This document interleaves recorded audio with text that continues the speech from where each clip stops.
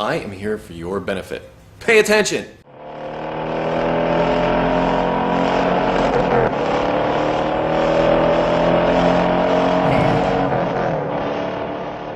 Just kidding. Several of you, after my battery testing video, had brought up the point, and a very valid point. Hey Eric, what about checking the alternator? I'm glad you guys are paying attention. Yeah, very good point. After you get done and you know you have a battery that is not good, it's a good idea to check the alternator output as well, because the alternator may have been at fault the whole time. It eventually killed the battery. So to check the alternator, I have a simple test for you to perform using the exact same tester, as we use to test the battery. Let's do this. Alright, you've installed your new battery.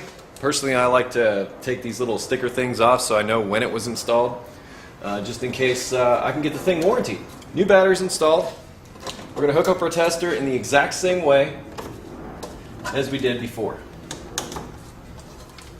And as you can see, I have, almost 13 volts here. Now we must load the system in the same way we loaded the battery. But we don't want to use the load tester to do it. No. We don't want to load test the battery while the car is running. Not the way to do this test. Instead, we're going to use all the stuff that the car uses.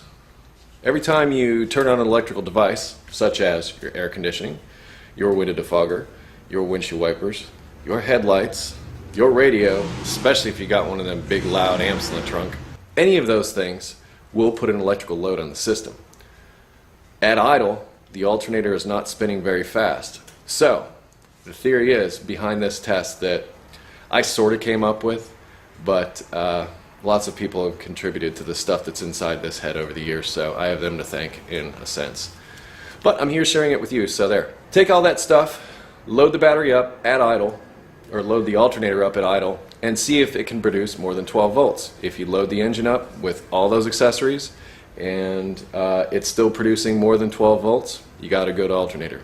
If you can't produce more than 12 volts, the alternator's probably lost a phase or something like that and needs to be replaced.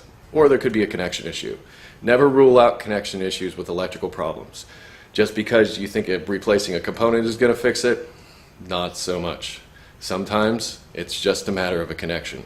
We'll get into that in another video. We're going to start the car, turn some stuff on, and see how much voltage it's putting out. Okay, start it up.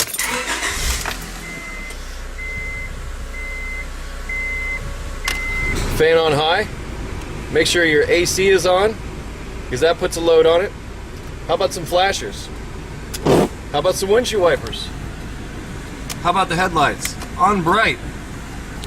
How about the rear window defogger? Oh yeah, this one draws lots of amps.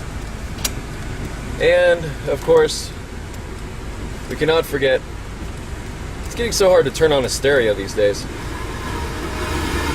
Alright. So we've turned on just about everything we can turn on. Now that all that crap is on, let's see what kind of voltage we got. Looks like right around 12 volts. It's not going under. It's right at 12. That'd be a good alternator. So you saw, with everything on in the car, at idle, worst case scenarios, you're stuck in traffic in a rainstorm, you got your bright lights on, you got your radio on, your rear defogger, everything. It was still hovering right around 12 volts. Now I should have cracked the idle a little bit and shown you that it would have gone above that, but if your alternator can put out 12 volts or above at idle like that, it's good. If it's just a hair under, maybe it's getting a little weak, maybe you might want to check those connections at the battery.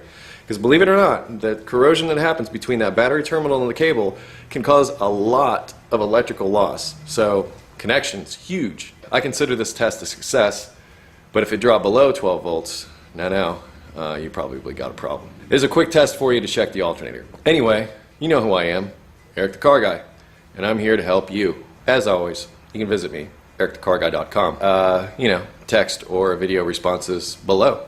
Oh yeah, there's that thing where you have to go out and get dirty. So, stay dirty, be safe, have fun, see ya.